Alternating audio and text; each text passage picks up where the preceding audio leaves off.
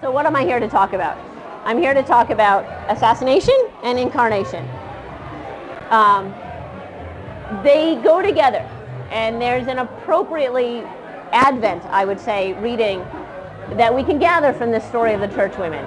But first, what are we talking about? In 1980, in December 2nd, 1980, 4 North American women were assassinated in El Salvador. 3 of them were nuns. They were killed, as were between 8,000 and 10,000 Salvadoran non-combatants that year. 75,000 over the course of an ongoing civil war, but just in 1980, 10,000 people, most of them non-combatants. They were killed because they opposed the oligarchy that ran that country. A popular movement for social change, for land reform, for labor reform, for freedom of expression had developed over the late 1960s and throughout the 1970s.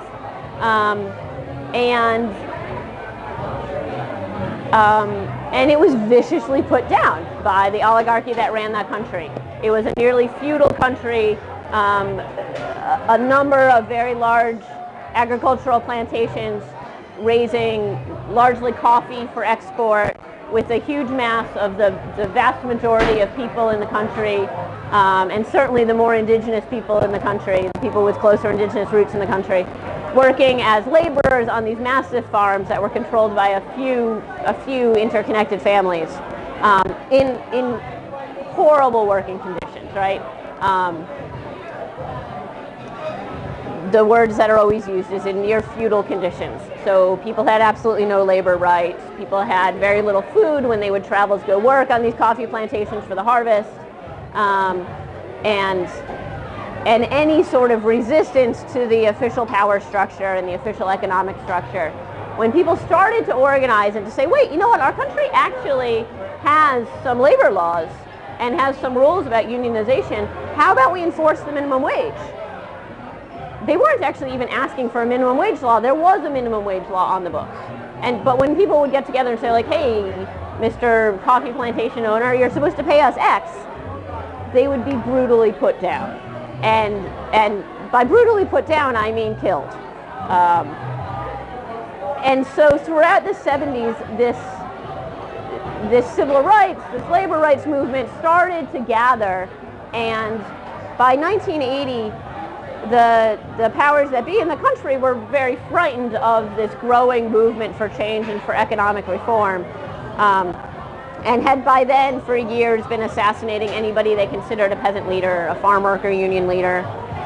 And the church comes into this because as a result of Vatican II and as a result of a bishops' conference, an ecclesial conference in Medellin, Colombia in the late 60s, the church said, you know what, we don't belong like inside the church praying. We belong outside, in the fields, with the people, in meetings. And crucially, a thing that doesn't seem very political, but it had huge implications. There was one of the results of Vatican II was this idea that adults needed faith formation, that we needed to do catechesis, CCD for grown-ups, because grown-ups maybe had this like childlike understanding of their religion, and they needed an adult understanding of their faith, like what we're doing here. And so that meant that a lot of parishes and many groups of missionaries started doing adult faith formation, started having these discussion groups where adults would sit down and read the Bible and ask what it meant to each other. And they grew really incredible implications about what it meant for each other. And so the social movement in El Salvador was very much mixed with and fed by that religious movement, that religious Vatican II inspired, what happens outside in the world matters to my own personal faith, and my reading of the gospel inspires how I see my work on the plantation and my role in society. So this movement had been developing, and then it was really horrendously put down, and anyone who was suspected of being involved in this sort of a social movement thing, whether that meant that they were a member of a farm workers union, and there were 2 major unions, or whether it meant that they were something as simple as somebody who led an adult faith formation group in their parish, or a youth group, or a young adults group in their parish, they were suspect. people who got together and read the gospel and said, Jesus talks a hell of a lot more about poor people than about sex. What does that mean? Anybody who was doing that kind of work was considered really suspicious and followed and tagged, and in many cases marked for death by the regime. And there's all these political details about what went on with the regime that I won't really get into. There were attempts at reform, and there was a coup, but by 1980 things had not yet changed, and these few wealthy families were still in charge, and it was a really heavily militarized society with a National Guard, with a Treasury police, with police, all super militarized and very suspicious of any groups of poor people getting together to talk about things, getting together to say, what does the gospel call me to do? What is this story really about? So these women, these 4 women who were killed, these 4 North Americans, their names are Maura Clark, Ida Ford, Jean Donovan, and Dorothy Cazell. They were associated with that social movement, right? When people looked at them, they said they fit in over here. They don't fit in with the military. They're not hanging out with these 14 interconnected families who kind of run the country economically. They fit in with the poor people and with the campesinos and with the student movement types. And because of that, they were considered dangerous. So I'll get back to that later. It's just an introduction. In 1980, 4 North Americans were killed by the military government in El Salvador, and they were killed because they were identified with the popular movement, with the people who are pushing for land reform and labor reform and a much more fair economic system. And you know, if you look closely, that gets more complicated. But in terms of what the women saw as their role, that's what they were doing. So I'm a journalist. I've been writing a biography of one of these nuns, Maura Clark. She, in particular, interests me because she was nearly 50 when she was killed. She'd been a nun already for 30 years, and many of these years were prior to Vatican II. So the transition from the church that Maura grew up in to the church she died for and in is really acute, right? She was raised in Rockaway, Queens. Somebody here was just saying they're from Far Rockaway. Your family's from Far Rockaway. Right, she was raised in Rockaway, Queens, in an Irish immigrant neighborhood, in a largely inward-looking, defensive, Cold War, God's in the sky kind of church. The Catholic grade school she went to literally had the words Pro Patria, Por Deus inscribed in limestone over the door that they walked into, right?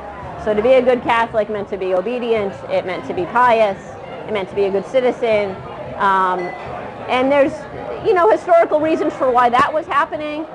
Particularly for Irish, they were just exiting a period of outsiderhood into becoming mainstream people. It's hard to think about that nowadays, but Irish people weren't always white, and so they were merging with mainstream U.S.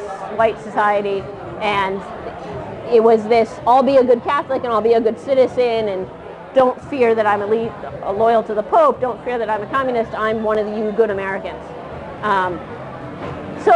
But she grew up in that church, which was all about devotion and obedience. And in the end, she's killed because she's part of, and she later comes to be almost an emblem of, a radically different way of understanding church, right? This is the church of the base Christian communities, the church of Oscar Romero, of the Misa Campesina, of Liberation Theology, a church that situates itself firmly and inescapably in the midst of this world. So I was interested in how you get from Rockaway to El Salvador, right? How you get from Cardinal Spellman to Oscar Romero. When the church women were killed, a lot of people in the U.S. asked questions. People in the U.S. asked a lot of questions. And I tried to organize my book around answering a few of these questions. Paramount among them are, how does a nice girl like you get to a place like this? How does a girl who grew up in Rockaway, Queens, at a period of great economic expansion for white working class, at a time when there was actually tremendous class mobility, there isn't today, but there was at that time, at least for white people, she could have gone on to a life of, you know, a house in Levittown, eventually a bigger house on the North Shore of Long Island, some nice clothes, And that's something that wouldn't have been available to her a generation earlier, but it was in this little span of economic expansion and class mobility in the U.S. So how do you get from that, from Rockaway, God and country, to over here, to a radical call to the margins of society in the midst of social upheaval in El Salvador? And the other question people asked is, what were those nuns doing down there, right? When they were killed, it was front page news in every paper in the country, and people read papers more then, and there were more papers then, right? The journalism was much more robust 30 years ago.